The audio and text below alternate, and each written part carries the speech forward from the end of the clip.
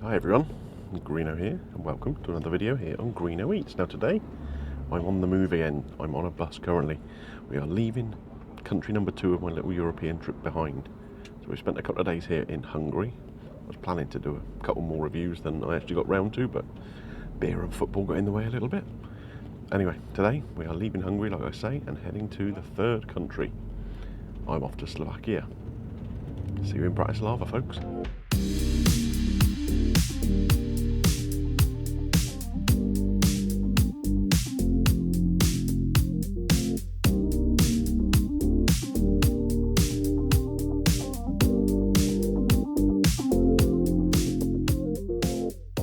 Well then guys, so here I am in the old town of Bratislava. I think we're just going to have a little bit of a wander around and see what we get to see. Maybe find something to eat, because that's kind of what this channel's all about really, isn't it? So I'm going to give you a hotel review in a future episode. I'm going to try and film the breakfast there if I can, so we'll do a little room tour and whatever. It's quite a nice little back streety kind of hotel, a little boutique-y kind of place, up a little cobbled street. So yeah, it's quite nice, so we'll have a little look at that. But for today, I think we're going to have a little mooch up towards Bratislava's castle, and then we can see over the Danube. Bratislava actually sits on the Danube, which is one of the reasons it's so busy, I think, today, because I think a lot of these sort of cruise boats that go up the Danube, this is one of the places they stop. So there's loads and loads of different tour groups kicking around, different nationalities, all following people with a big sign, listening to various translations of the history of the city and whatever. So yeah, it is what it is. I can't moan about tourists being around, can I? I am one.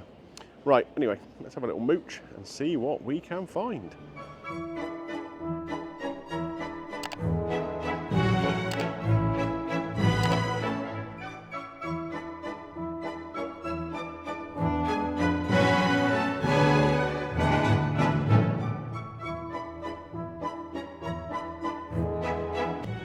Kind of at the base of the castle walls now, and this is why I've walked all the way up this big hill to catch a glimpse of the mighty Danube as she wends her way through Bratislava and onwards. A magnificent river. As with so many cities these days, the Bratislava skyline is a mix of the old and the new. You can see that magnificent cathedral right in front of me here, close to where I'm standing on the castle hill, and in the background all of the new skyscrapers, business buildings. Bratislava is a bit of an up and coming city in the business world, that's for sure. So I think this is about as high as I'm going to get up towards the castle. I'm not sure I'm going to see much better views of it than I am from here. And of course when I swing around here, that's where we see some more views of the Danube heading down through the city. So you can see one of those riverboat cruises I was talking about making its way up the river now. Obviously the guys there will have visited Bratislava today. Like I say, they're going upriver, so next stop for them, Vienna. Nice. Right, it's very nice to walk up to Bratislava Castle and have a little mooch around. It's nice and peaceful up here actually. It's not too busy like tourist attractions would be at home. There's a few people milling around, but it's not crazy here by any stretch of the imagination. Nice green space, lovely views over the city and the river. What's not to like? Anyway, I haven't eaten yet today, and it's about 4 o'clock in the afternoon. It's about time I fix that, isn't it? Right, after a fair amount of walking around, I have found a place I think I'm going to try. It is called Grandmother's Original Slovak Restaurant. Now, whether this is going to be original Slovak, seeing as they've actually written all this in English or not, remains to be seen. But let's see if we can get in and see what they got for us to eat.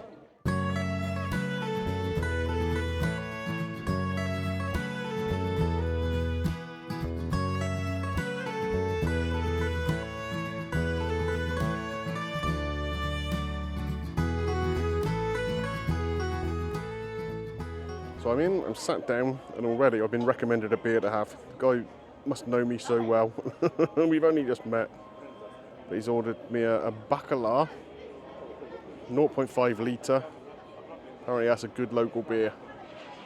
Now I'm normally a little bit nervous of menus that have pictures on them, but in this case I don't mind because I don't really know Slovakian food well at all, and I can't read Slovakian. I know they have English translation on here, but not always that helpful. But there's a good range of stuff in this menu. You'll see my beer has arrived there. There's some interesting looking kind of traditional Slovakian fare. I think I've decided already what I'm going to have. So this is actually my first time ever in Bratislava. I've been to Slovakia a few times. I've been to watch football in a couple of places when I was staying in Djur. I went to Dunajska Streda to watch some football there, and a little place called Dušľov Sala to watch Slovakian second division football. Don't ask. I've also been to, where have I been? Trenčín, which is a city a bit further east of here. I had possibly the worst Chinese food I've ever had in a food court in a supermarket there. Should have guessed really before ordering that wasn't going to be top drawer, but there we are. But having wandered around Bratislava for a couple of hours this afternoon, I really like this place. I say it's not overly busy. There's a few tourists around, obviously, with those boats and that. But it's got a nice kind of buzz to it, a nice little vibe. Lots of little bars, lots of seating outside in restaurants and stuff. Obviously, because of the good weather, that helps. But yeah, it's a really cool place. So I'm going to eat this food, then I've got to find something to watch the England game a bit later on. Hopefully we'll play a bit better than we did against Serbia. Let's give this beer a try, shall we? Bacala.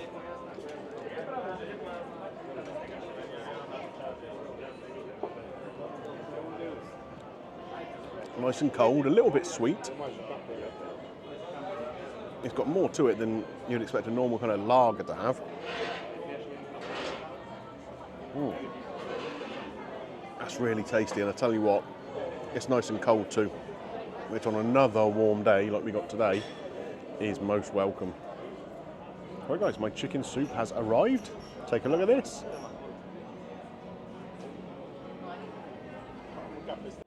Right then, this looks really tasty. It's got bits of it looks like chicken skin in it really, and a load of noodles, some chicken pieces, bits of vegetables, all sorts of good stuff in here. So if I show you roughly what I'm talking about, you can see that there's the sort of chicken skin element of it here on the spoon. But there's these very, very thin, kind of like vermicelli noodles. Carrot, it looks like parsnip or something rather than potato. Let me try that. Yeah, I think it's parsnip. There's parsley going through it all as well. Let's try it with all the chicken skin on there.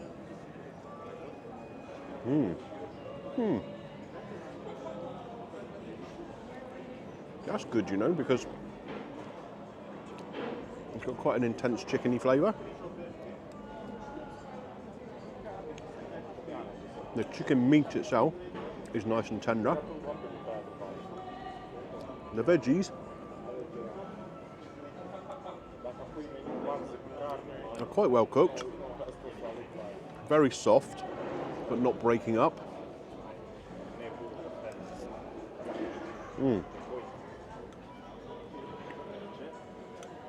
The broth is quite a light chicken broth.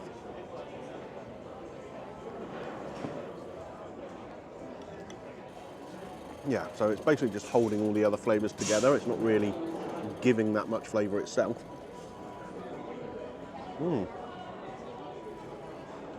yeah, I do like this.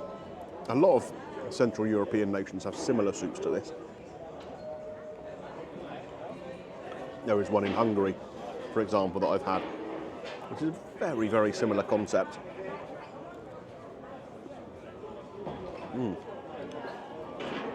But I've not had it with the fried chicken skin in there before, which has been fried and then, well, probably even sliced first, then fried, I guess. So that just adds a little kind of crispy texture. I mean, obviously, if you leave it in the broth too long, it will go soggy, but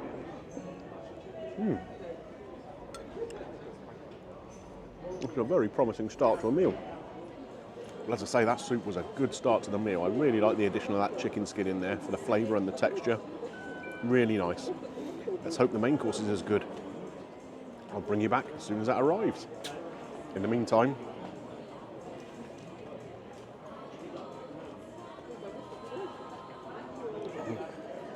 see behind me, I've strategically placed myself in this restaurant next to a fan. I'm not daft.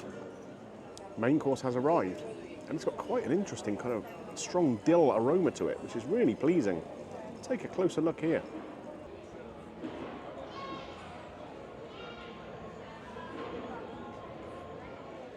So I really like the smells coming off this plate. Like I say, so a lot of this dill sauce all over the plate. We have these big, thick slices of dumpling here, coating of parsley on there too, and then 2 nice pieces of this kind of pot roast beef.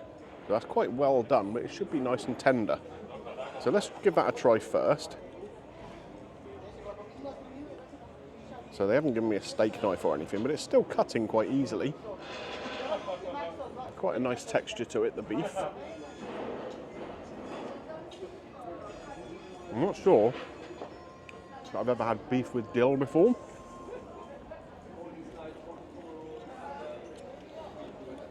So it's quite subtle. Well, the little bit I had then was, I didn't really coat it in the sauce. Let's try and put a bit more sauce on it so that we can taste everything. Like I say, the beef is nice and soft.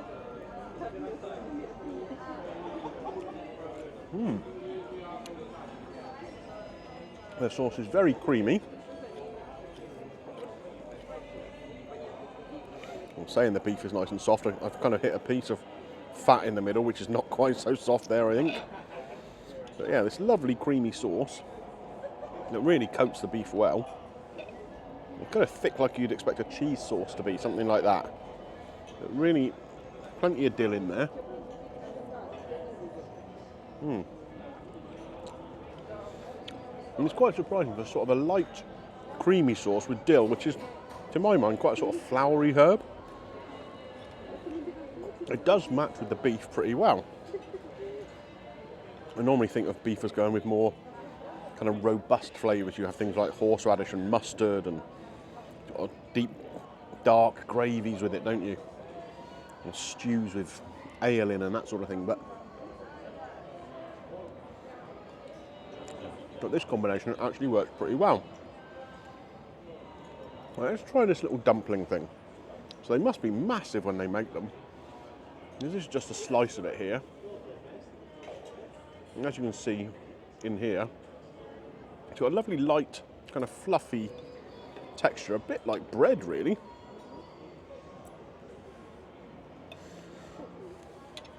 It has a very similar consistency. It's obviously been cooked as a dumpling. The bits with the sauce on it, where it's soaked in, have gone very, very soft. They've really soaked in that dill sauce flavour, and that's really quite appealing. It's a bit like when you use bread to mop up your plate at the end of a meal, or you're dipping bread into your soup, that sort of thing, where it kind of goes all soft. It's a bit like that, but with this lovely dill flavour. That's really tasty. So I think what we need to do now, oh, there's a very interested wasp just turned up. We need to try all of this together in one big mouthful, don't we? Come on, waspy, off you go, son. Go and annoy somebody else. Not going to, are you? Ho hum, we'll just deal with him then. So I've got a bit of the beef, a bit of the dumpling, and some of the sauce. And it does work together really nicely. The dumpling is soft. The beef obviously still soft, but with more a meaty texture there. And that delicious sauce too. Well, if this is what Slovakian food is all about, I think I like it. I have heard that there are dishes made with little dumplings with sheep cheese in and stuff. Whether I'll be brave enough to try that while I'm here or not remains to be seen. But as a little introduction to Slovakian food, I mean, the wasp loves it too. Well, that really was a nice dish, to be honest with you. As I said, I wasn't too sure about the combination of dill with beef when I ordered it, but you know what? It was really tasty. Do I prefer it to the usual flavours I have with beef? Probably not. But as an introduction to Slovakian cuisine, I think that was pretty good. Nice and creamy sauce, worked really well with those dumplings. Just too filling in the end. 3 great big slices of that dumpling with the meat, having had the soup as well already. Just a bit too much for Greeno on a hot day like today. But I have to say, this restaurant, Grandmother's Restaurant, I think that's what it's called, just Grandmother's Restaurant, isn't bad at all. There's a steady stream of customers coming in, not all of them tourists, even though this is sort of on the tourist track, so they must be doing something right. Okay, so we have the bill here now. €28.20 altogether, so it's a little under £25, I guess. The beer €4.90, the soup €5.90, the beef dish €14.90, and there's a 10% service charge of €2.50 on there. So altogether £28.20. Not too bad for 2 courses and a beer, I guess. So that's going to be it from me for this episode from Bratislava in Slovakia, where I've been eating at Grandmother's Slovakian restaurant, or whatever it's actually called. If you enjoyed this episode, don't forget, click a thumbs up on there for me. It does help with the channel. And if you're new around here and you like what you've seen, why not consider clicking the subscribe button, ding your little bell for notifications, and that way you won't miss anything that comes up on the channel. Hopefully the next episode you're going to see will be of my hotel and the breakfast there. I'll see you then. Bye for now.